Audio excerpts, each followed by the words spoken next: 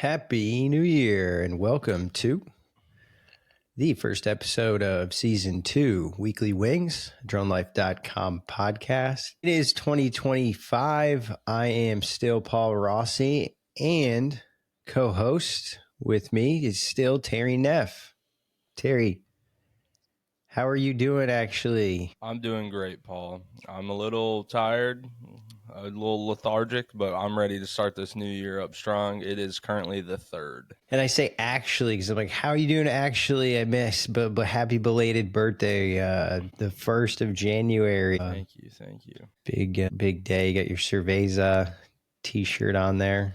Modelo. I didn't choose to wear this either. I just No threw it on. particular reason. What was your best gift that you've got for Christmas?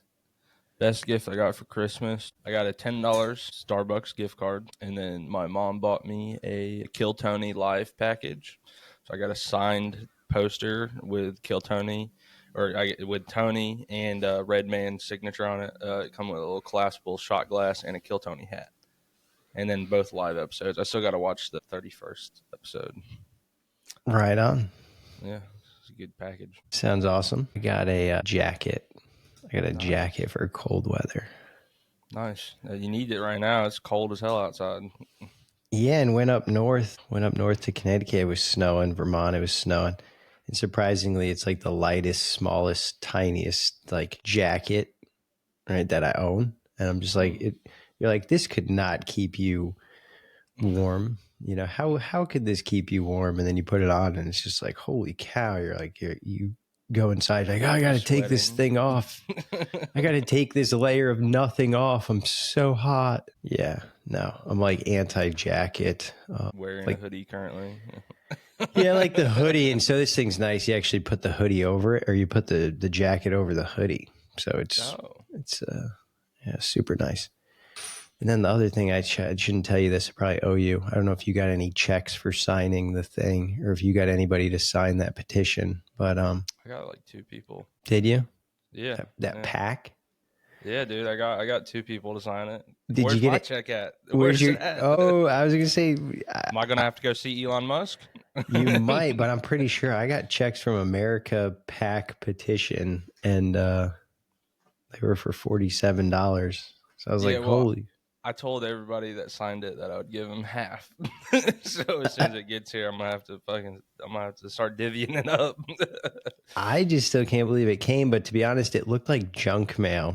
So it's God, I hope it didn't get thrown away. It has the little perforations on 3 sides. Like it looks like, oh, there's a check, but when you read it, you're like, yeah, this isn't a check. You know, it's one of those like pretend fake, you're pre-qualified. This is for insurance. Yeah, and then I actually popped it open, and it was the amount, the $47 amount, and the America pack. I was like, wow, that's... Am I the only one that signed it for you? No, I believe my wife had signed it. They're sending out individual checks. That's crazy. And then I sent it to my sister, and then I think they do it like that because they know people will throw it away. So it's like the check expires after 91 days. So there's a ton of these that'll get thrown out. And that's smart. That's smart. And then they can use it for like future political campaigns and whatnot. But my sister, I sent it, and she said, I think I signed up. I don't remember if I had done it. And I'm like, of course people don't do it because it's so hard to vet things nowadays. It's way easier. Like it's like your spam filter. You know how often you are trying to get the reset link and you know it's coming in, so you go look at your spam folder, but how often are people really looking and they're combing it? You just believe in whatever the settings, that the default settings are. And I think people are just so inclined to go, no, that's spam, that when these like high risk, type of, not these opportunities come up, you're just like, nope, don't want to talk about it. I just want to move on with my day.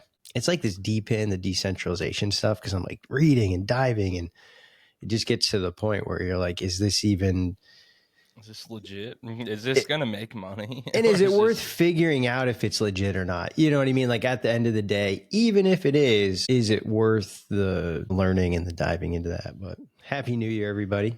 Thank you Yeah. for coming back and joining us. Hopefully everybody had a great holiday time, Christmas, Hanukkah, all the various holidays, New Year's. To the folks in Louisiana, it's terrible, these acts of terrorism. And oh, it's terrible because it just brings so much devastation to individual lives. But then it's like you could immediately see in these, just a thought here is like, you see people start to question, well, why weren't the barriers there? And the Super Bowl. And well, is the Super Bowl so important that we don't have barriers for the next 2 months? And because they weren't installed and in place yet. And well, why didn't we have trucks? Why was it so easy for someone to just drive on? And it just goes back to, It's always going to go into conspiracy theorists, no matter, like, it's always going to hit somebody. Well, that's not just conspiracy, but just questioning, like, oh, you could have done more. You could have done more, because people are not in that position. And when you're not in that position, in hindsight's 2020. So it's unfortunate the devastation it causes, like the immediate impact, but then it really tests the country. It tests the community. It tests, the political discourse, because the mayor's this and the chief of police is that. And at the end of the day, I think what the person, I can't remember who exactly, if it was the governor of Louisiana, but they're basically like, just stop asking us these questions. We're not here to point fingers. We're not here to, dive into, we want to make things better. We want to prevent this. I hate to be this person, but you can't go to Bourbon Street expecting to be safe. That's just not something you do as a human. Yeah, I think there's That's like the most dangerous street in America, I'm pretty sure. But some people go there and they get, totally under the influence. And it's like, what happens? Like they go there and they're just like, oh, they're just carefree. Where someone like myself, the training that I've had, I'm like, I don't even want to go there. Like to me, like the risk is so high, and the benefit, pros versus the cons. But for some people, their expectation is to be able to go there and just, exercise their freedoms, and that the god dang police are going to protect them. And if something happens, the, paramedics are going to run to help. And so when they go in there, people literally go in there with that mentality. Totally different, but just kind of, I was thinking about music. Terry, you're a little young for like, music comes out so often, and so it's so easy to access it, that like 20 years ago when an album would come out, it was like an epic event. Folks would like sit down, and there was no Netflix. You didn't have on demand. So like the significance of music and the release of new music, it was like for individual people, they would get together and almost celebrate the release of a CD. And once you had it, if you went to a concert, that CD was your way of like reliving that experience in your living room. People would buy, great audio. We have these microphones now that make us, magic audio. It makes us potentially even sound better than we do in person. A little bit. Yeah, so it's like people used to just indulge in music, and then if the concert, you like, oh, we're going to that concert in 2 months, like let's play that song, and you would just listen to it knowing that eventually you're going to hear it live. I would say that is somewhat still true for certain like artists. Like the anticipation, dude. I mean, I've known people that have like thrown listening parties for Playboy Cardi. So, I mean, that's like probably the worst one to throw a listening party for, but I've seen those. Yeah, and maybe now with the way technology is, your listening party is even bigger, because people can join, not just in person, but you have like that whole collective group. So, but again, I think it goes like, when I was thinking about this, it was like, people 30 years ago, you just didn't have like it was accessible at all. Oh my God, the event to be able to play it and hear it, because you didn't have Netflix, you didn't have Squid Games, you didn't have, every other piece of content and information right at your fingertips. So you're like, well, what are we going to do tonight? Oh, the same, watch a movie again, a VHS. So it was like all of a sudden, yeah. But anyway, what's going on in the drone space? We've got some interesting topics. U.S. Army's testing some stuff, some systems, really neat EVTOL aircraft, and a U.S. drone manufacturer that is trying to get their product out there on dronelife.com and some other avenues. They looked pretty interesting. I don't know about the price point. And then we'll talk about some Chinese drone stories underwater and above ground, as well as some success stories on the police side. And then wrap things up talking about just aviation and drone safety in general. But this first one here goes back to kind of what we saw toward the, throughout 2024, a common theme, military testing, not just drone systems, but counter drone systems as well. So we've got this news: U.S. Army test drones for recon in Romania. Skydio and EVTOL are the chosen systems. Why Romania? Why Romania? I'm assuming it's because it's very close to all the conflicts that are happening. Yeah, so I actually stopped when I did my deployment to Afghanistan. Romania was one of those stopping points along the way. I think I was there for like 8 hours, maybe less. Was it fun in Romania? I have no idea. I don't know. I just got off a plane and then sat in the tent and shuffled around and got back on another plane. For some reason, when I think of Romania, I just immediately go to like a warehouse just full of just 7.62 ammo, and I think War Dogs did that to me. So that's the only thing I can think about when Romania comes up. Just nice and depressing with a bunch of ammo that's rusted. Yeah. No, I mean it literally is just like a grounds of moving, like logistics, whether it's people or staging people, not product, but like supplies, food rations, equipment. So they're talking about the X10, the Skydio X10, Skydio valued over $1 billion. I just feel like now, after everything, like everything goes back to the value. Like, where's the stock? What's that ticker? Not a public company. And the drone flies, it operates. I think from a security standpoint, from it checks the boxes that the Department of Defense and the military would need. And then also Anduril's Ghost X, which we've talked about the Anduril system on some of the past podcasts. They've won some contracts. They keep coming up. This is a big company right here. Yeah.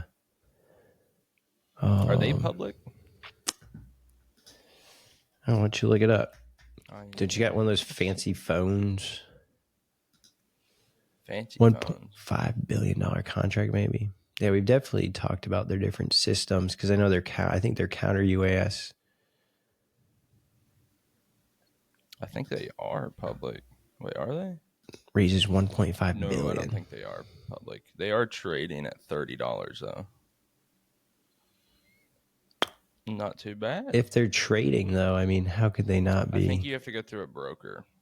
Like, it's weird. They got a lot. You can go through a secondary marketplace to buy it. Gotcha. The company at 14 billion values. So there's a company that there's a agency that's valuing Anduril at $14 billion. And so Skydio is like, I think they were like $1 billion. I definitely think Anduril, or however you say the name, sorry, losing focus here. I think that's going to be like one of the main like companies in the next 5 years that's just going to just rule everything for a minute, especially like in terms of like defense and just like military operations. They're number one for sure. They're too good at what they do. Yeah, so in reading this, it's like not a publicly traded company, and there is potential ways to invest pre-IPO. So they were just testing these, where they were just flying them around basically. There wasn't no goals to see if they were good at anything in particular, or is it just? It mentioned some heavy lifts. So I think the Anduril system was involved. Reconnaissance operations is what they were really primarily testing the systems for. Let's see, there was another article that it connected to here. Why it has a GPU on it? Romania, very different type warfare. So this was in Defense Visual Information magazine.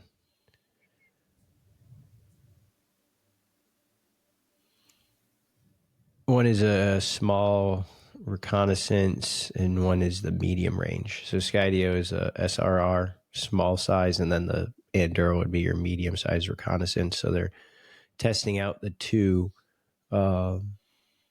and training potentially. It looks like they've had over 132 soldiers trained to operate the Skydio drone and then get in the air in less than 10 minutes. I wonder how many of these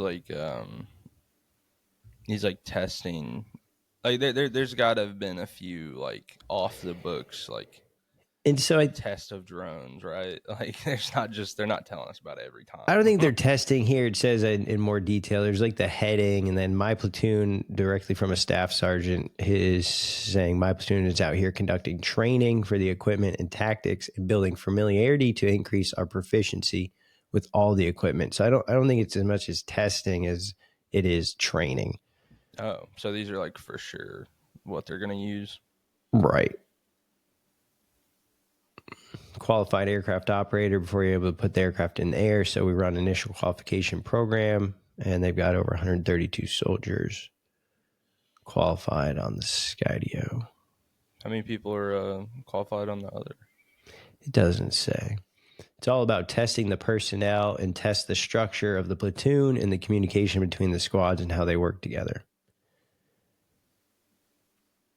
And they're talking about the Ghost X. It's going to be disseminated down to battalion levels and also required certified training to go through training program. So it just seems like the Skydio drone is a little bit more integrated at this time, and the Ghost X is going to follow the same.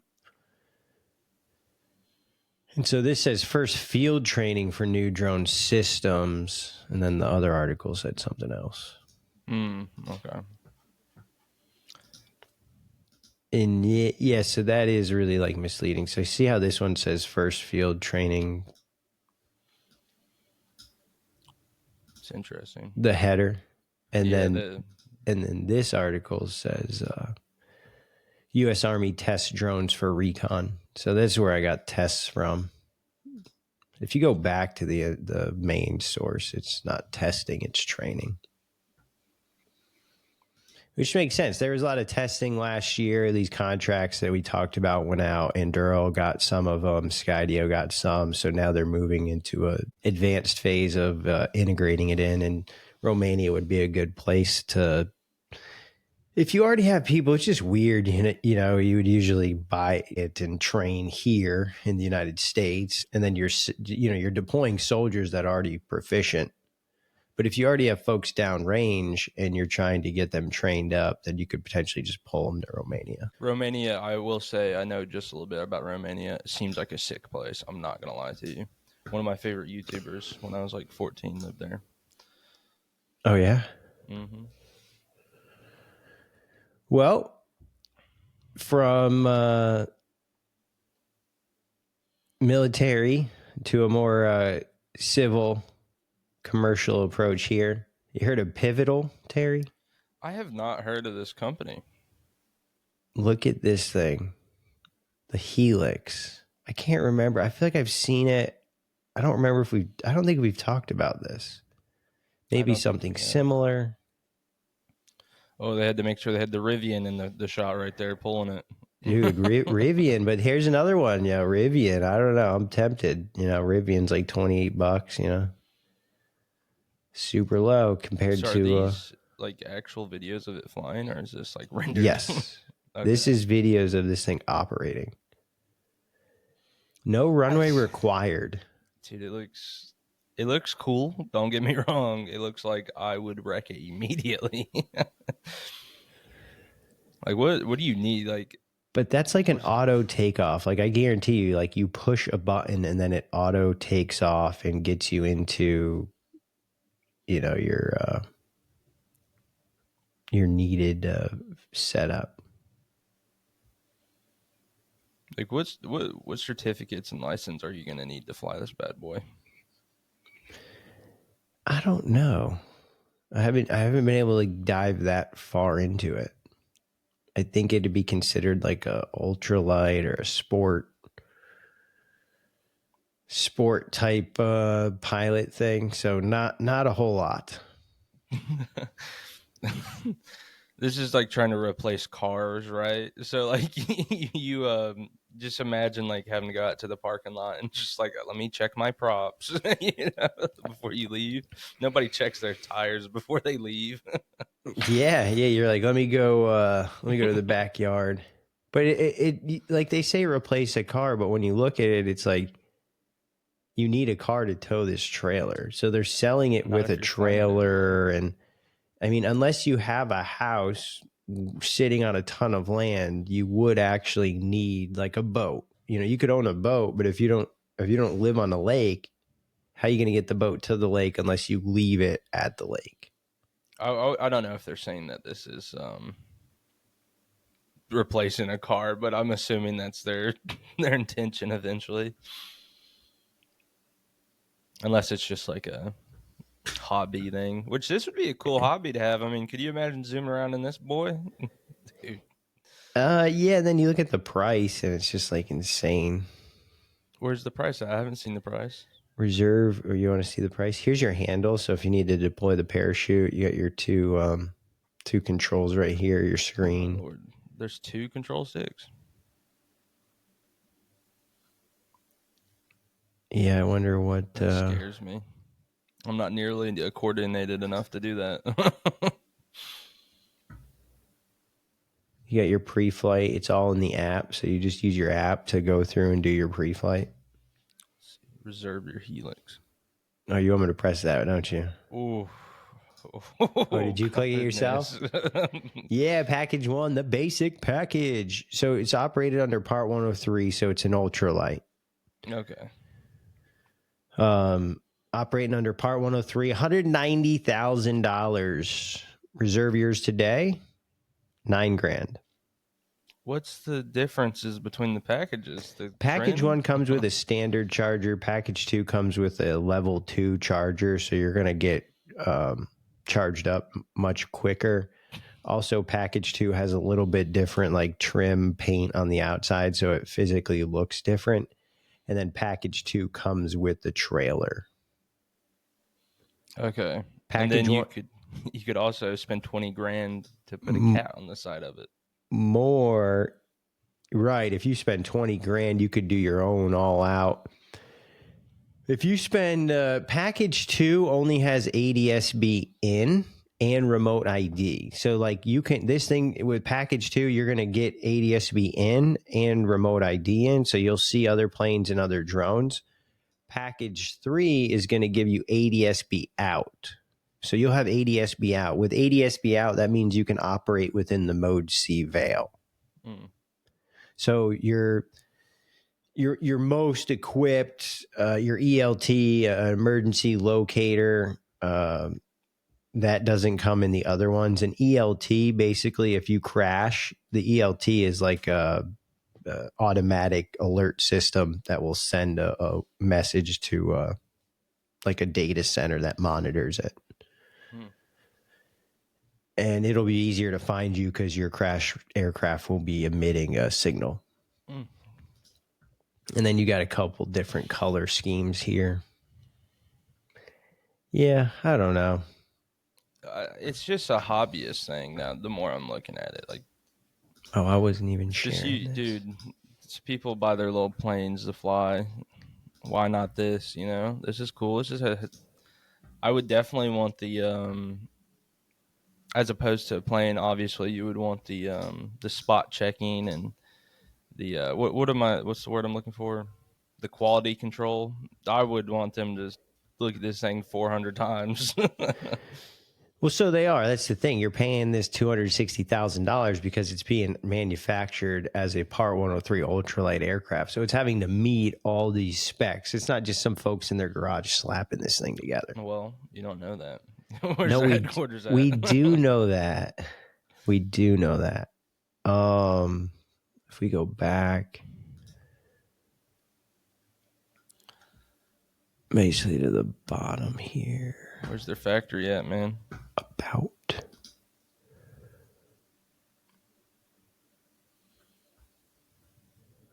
That's Dude, a look very at this. cool video. That's insane, dude, right there. How about Pivotal? Are they private? Let's see. I'll look it up for us. Muse. Ken Carglin. Create a team here. I don't know. It doesn't really say.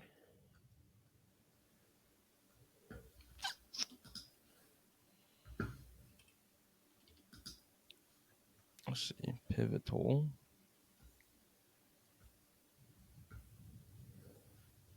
Oh, contact us. I'm over here. Oh, no. Dude, they could be in a small warehouse somewhere. You don't know. Yeah. Amazon started in a garage, though, to be fair. Here, you can get all their address and stuff in legal. Anyhow, just something neat. Little EVTOL personal craft. I like it. There's going to be some crazy stunts people are doing with those eventually. Like, we got the stunt planes. Where's the stunt EVTOLs? Well, just like the helicopters. But I think it's just like the NASCAR has been toting around even more. I forgot to mention it like last month. The NASCAR had their electric car here in Cary like a month ago. But I didn't find out till the day of. I was like, I'm not riding all the way out there. But I think electric aircraft, and then let the pilotless air taxis, or let these Jetsons aircraft just kind of be safe, and eventually people are going to start to like boost them as long as you have excess thrust. But then you need to build the structural integrity into it. People will be doing the same kind of aerobatic, electric maneuvering and piloting. 10 years before the EVTOL Evil Knievel comes out. Well, and then if you look on like YouTube and stuff, it seems like it's kind of happening a little bit, like those really weird ones. Yeah, where the people have the basketball and they're bouncing the basketball while flying on the drone. Well, yeah, and they're like, they're actually in their garage making a car size flying thing. You're like, I am not getting in that. So X-Craft, I noticed in the opener here, Terry, it seemed like you wanted to dive right into X-Craft and maybe specifically their prices or whatnot. But I'm just, I'm certainly intrigued by, it looks like they might even have a docking drone here. I just kind of saw this as an advertisement, and was this an advertisement on DroneLife.com? On Drone Life, yeah. Okay. It was this drone, the Matrix 3 Advanced Commercial Drone, regularly $5,000, on sale for $3,000. And I'm like, oh, that's interesting. I was looking at the Black Ops. The Black Ops, it seems really like innovative, honestly. Like, look how small it is. It says it has like a, where is it at?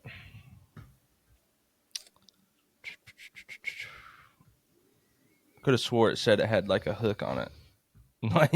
Oh, here we go. Yeah, it says it carries a 20-gram payload with the skyhook. What is skyhook? Or is that like the like undercarriage part? You don't like actually hook something into it.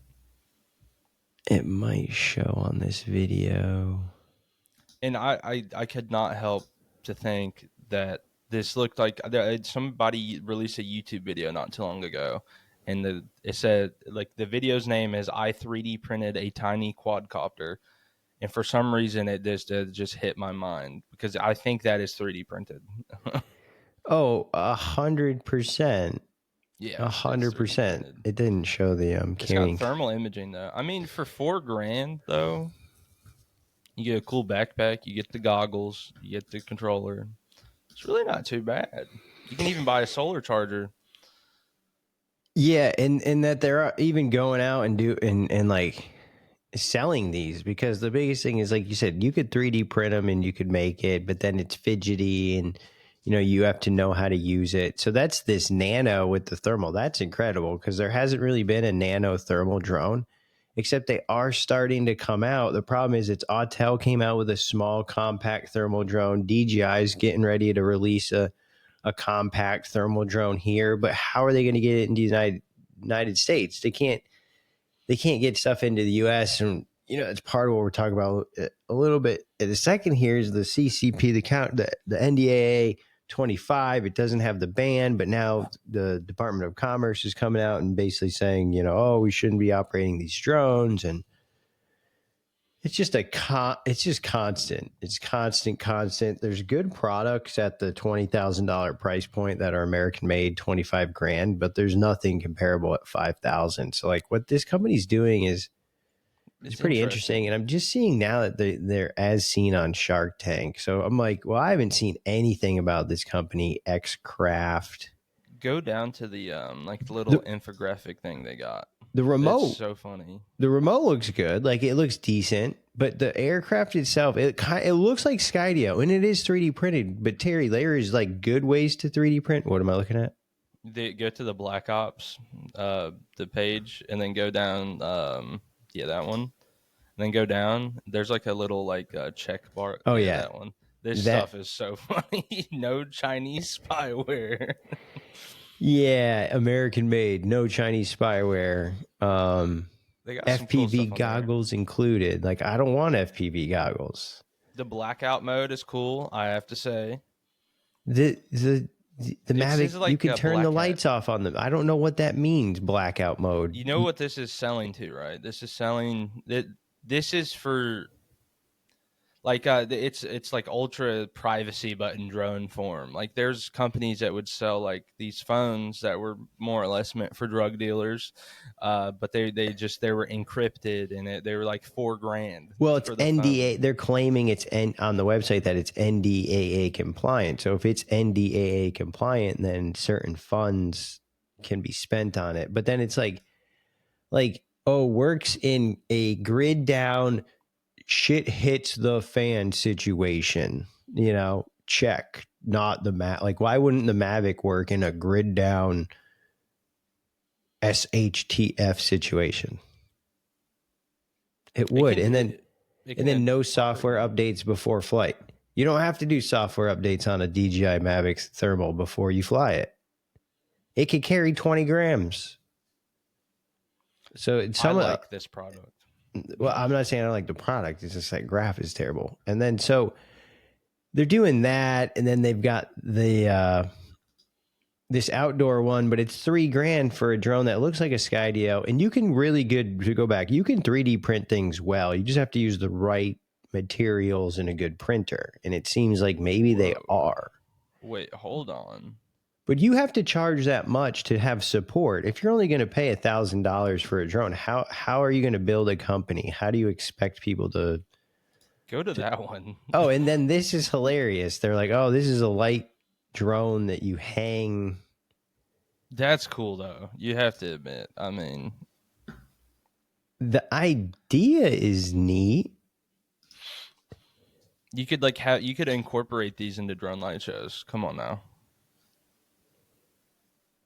Well, drone light shows are taking a huge hit, and we're going to talk about that too here in a second. Well, it's not even it's too early because it's not even the attendees that are taking a hit, which is awful. Because I think back to when I was like, oh yeah, in the video I recorded, I was like, oh, there goes another one. There goes another one. Like there was 3 drones that went down. But yeah, Xcraft, a few different products here, and then this Maverick.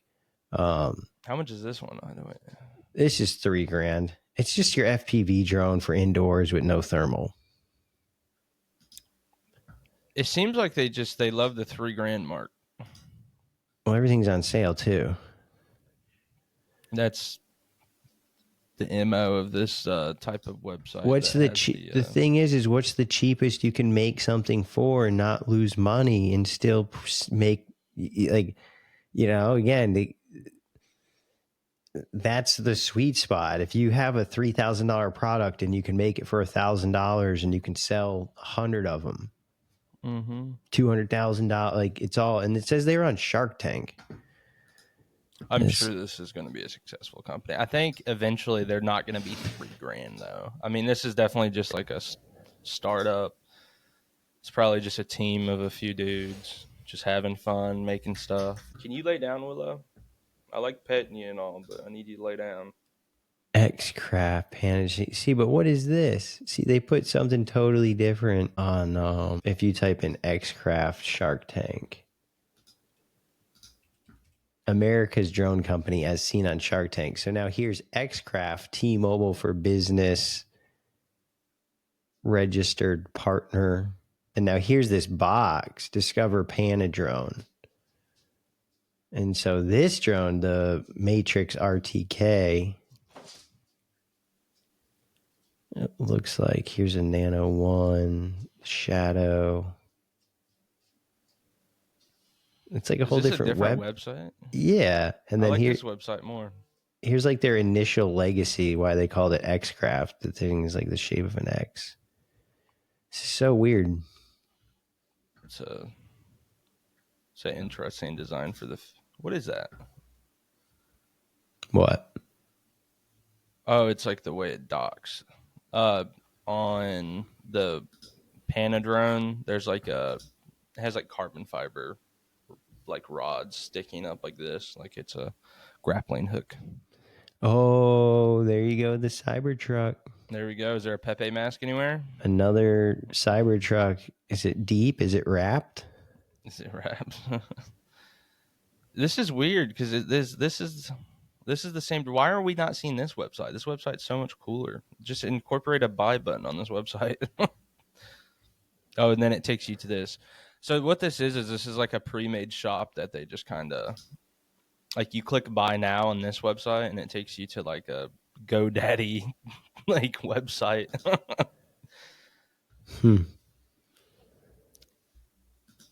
Oh no, I think the Nano Black Ops is sick. And honestly, for $4,000, we could justify it. Yeah, more to come. We'll keep an eye on X-Craft. I mean, they're advertising. They're trying to get the product out there. Shark Tank. We'll do a deeper dive. Try to see what more to come.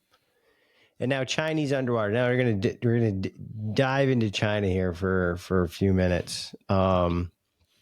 Super interesting. Did you see this news about the underwater, a suspected Chinese underwater spy drone that was I did not.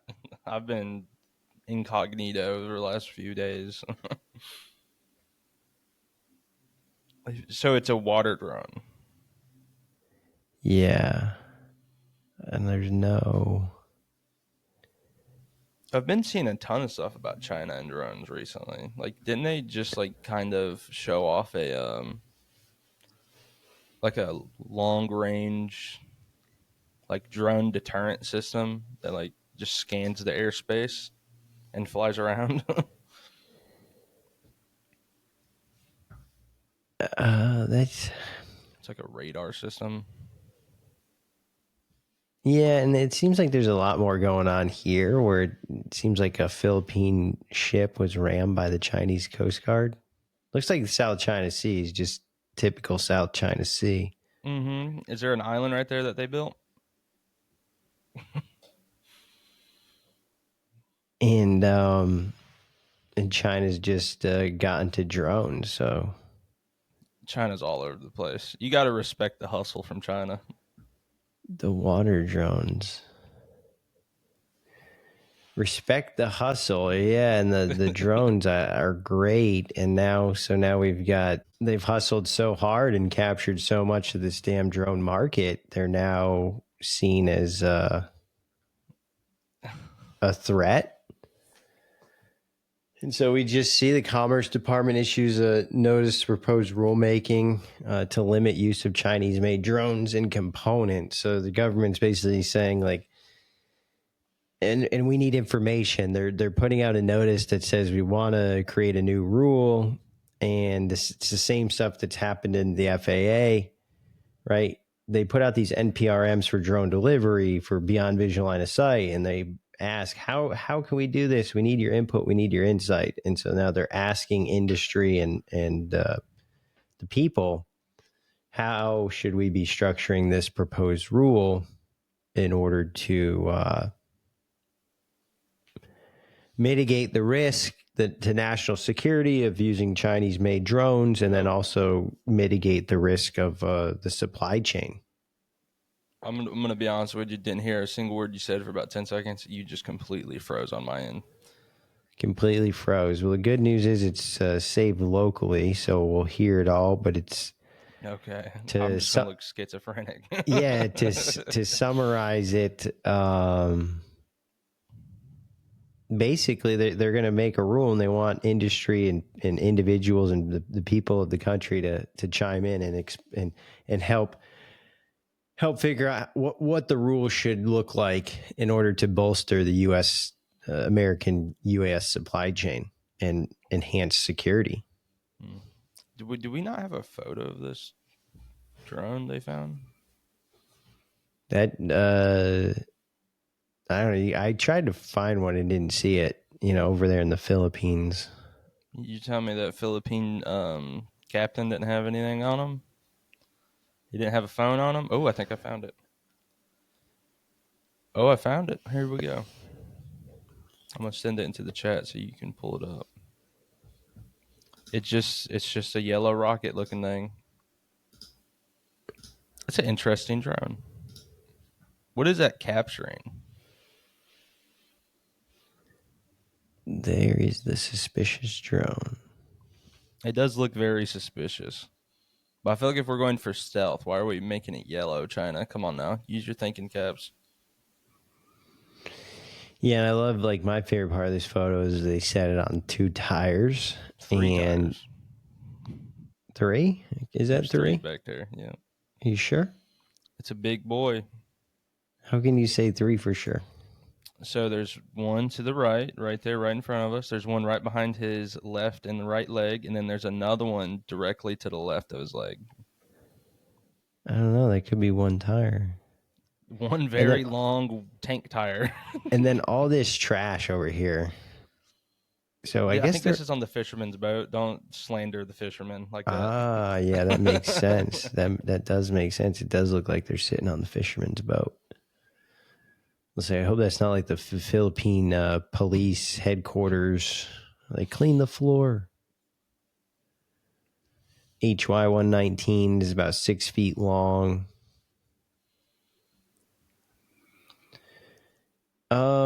Not even capturing stuff. I mean, it looks like it does have sensors, but I'm like, they're just messing with people. They're just picking up location data. They're just sending them around, seeing what they can find. Oh, courtesy of Chinese Academy of Sciences. So now you sync this back to go, yep, China had posted some photos previously of a little fleet of these. And now all of a sudden, boom. I wonder what data it's capturing, though. That's so weird. Like, why did they find it?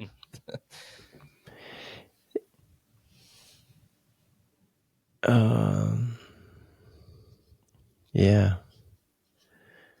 Who knows? Students, man. Those students, those Chinese students. Just It tracks submarines. It helps find submarines. Well, you really have to go through 14 links to figure this out. Yeah, and so amongst that news, where they're out probing with underwater submarines, underwater, drone vessels, you've got this rulemaking that's hoping to reshape the UAS industry and, prohibit and reduce the use and manufacturing with components, anything from China, Russia, or other adversaries. And this is going to increase security and complete a shift in the market. So I'm like, holy cow, man, Terry, UMAC could be the right way to go. Right? RCAT could be the way to go when you look at this proposed rulemaking and who's to benefit most. Companies like Anduril, Skydio, man. Whew. Yeah, find me a good battery company to put a few grand into. Yeah, did you go back and look at that company? I did not. You need to go back. We do need to go back and find out what they're doing. And so enough on China here. What we're looking at now is The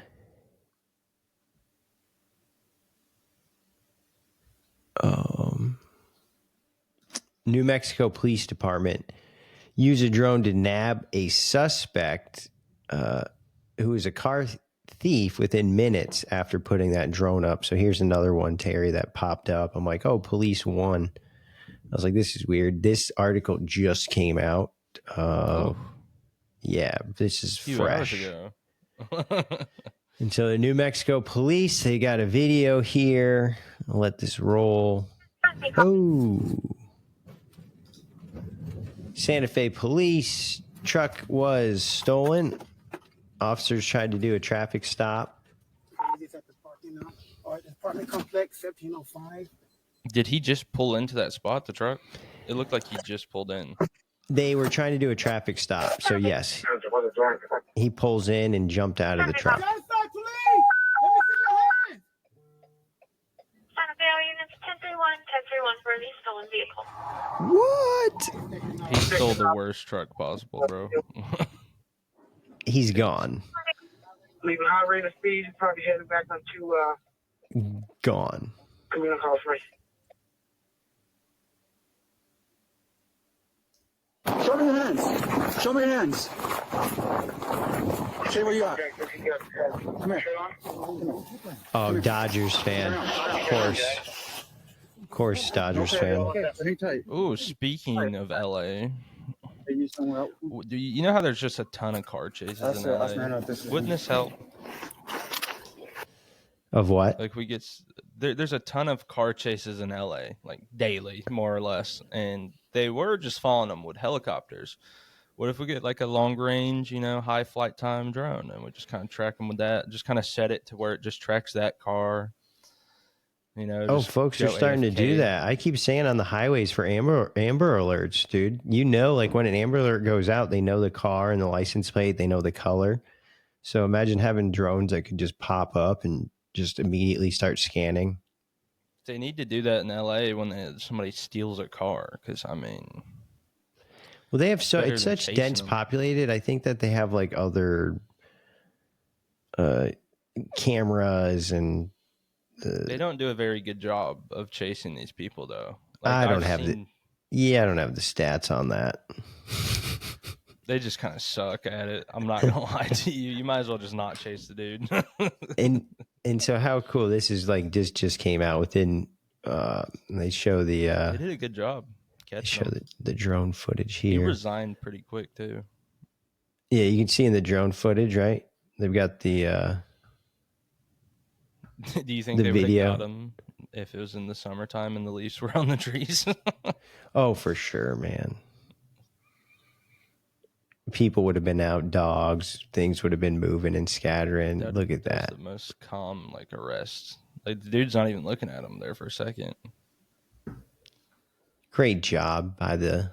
Good job. Was that Santa Fe Police Department? Santa Fe PD. Yep, Santa Fe Police Department. Let's see. Drone was located within 15 minutes and doesn't have any officers' names here. But huge shout out. That just happened very recently.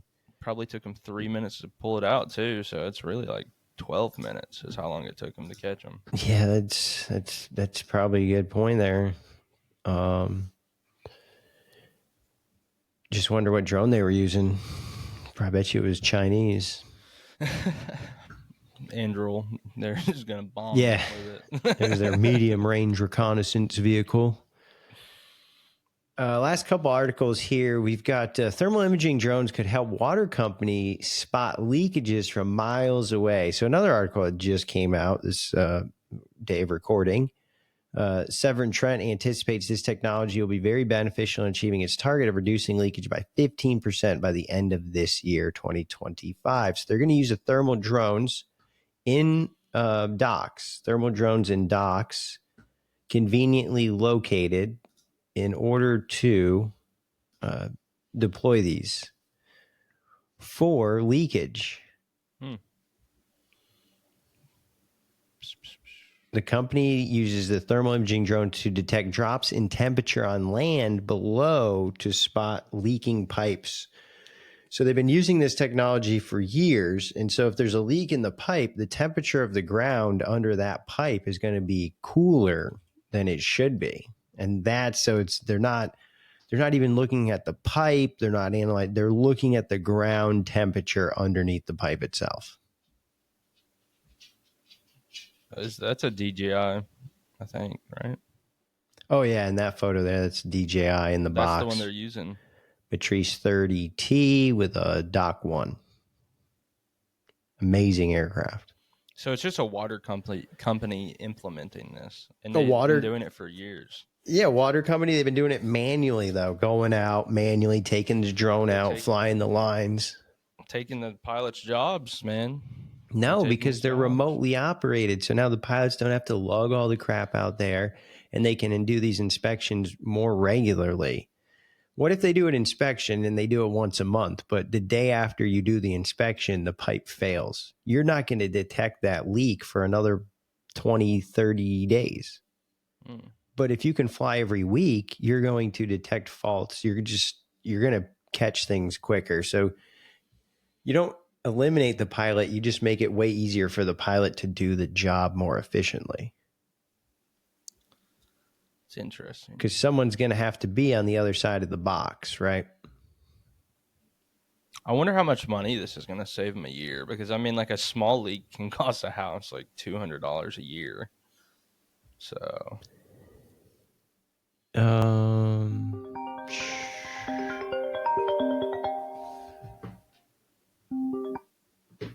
let's see. I don't really see in the article. It didn't really mention. I bet they don't have like a clear statistic on that. Surely it's saving them a ton of money, though. Much more money than what the drone's worth.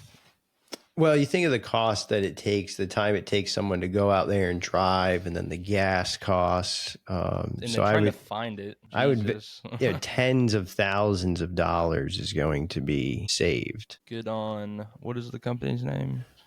Severn Trent. Severn Trent. And it's a sewage company. And so now, just to wrap things up here in a timely fashion, we had another incident, and it wasn't as severe, and I didn't quite catch it, but another drone falls during a New Year's display. Did you see this, Terry? I did not. I've seen the bad one. What did you want to be when you were a kid? Oh. Get rid of that. I seen the bad one that happened not too long ago. Oh. That's so loud. So is it just like one drone falls and they're like, cut it. They're just scared after what happened to the other one? Yeah, and I don't know how long this video is. So did we not discuss it on the show? The former one? I don't think so. The first one? No, I don't think all those lights just went out. Oh, they started a... It was just like a mass failure. Let's see. What's happening? What's China doing to the drone light show industry? They're hacking them. What do we know so far? Hey, Justin. Well, as of right now, we know one person was hit by one of those fallen drones and sustained a non-life-threatening injury. They were treated at the scene by EMS and released. We do know now that the show was canceled. It won't be happening or relaunching tonight. But as you can see behind me, they are still setting up the stage for the flip-flop drop at midnight. Earlier tonight, thousands of people were excited to see 200 from the sky. There was a dolphin that came up and looked like it was jumping, but it looked like a gust of wind hit it and just kind of it dispersed into a bunch of different pieces. This lasted for about 30 seconds once drones started a, quote, controlled descent to their landing zone.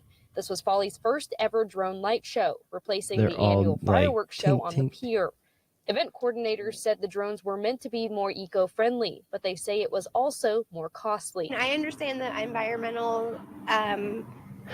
Where was the previous accident? Where was that located at? Like the Sky Elements one. Where was that at? Florida. Was it on a beach?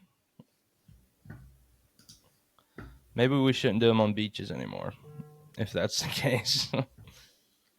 All that wind coming in.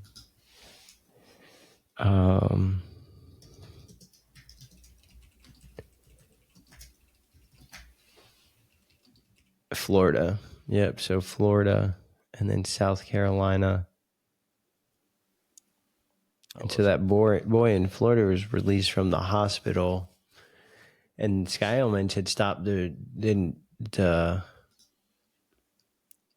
do any more shows, as far as I understand. And then so for this to happen, it's just one of those things where when there was only a couple shows happening in a few locations, there wasn't a lot of incidents. And then the more cars, like when there's a few cars, not a lot of accidents, you add more cars to the road, you increase the likelihood. So it's trying to balance. The FAA's job is understanding when they give these waivers, what's the right amount of space and separation, what's the right amount of risk. The more shows that are taking place, every time a show happens, it increases the likelihood, or the likelihood stays the same, but the chance of it happening is just more likely to happen. More cars, more of anything. So what's also interesting is at the same time that we're seeing like an increase we've seen this on the drone side, we're seeing aircraft accidents. There was a small plane just this morning, I believe, that tried to do an emergency landing, and this small plane flew right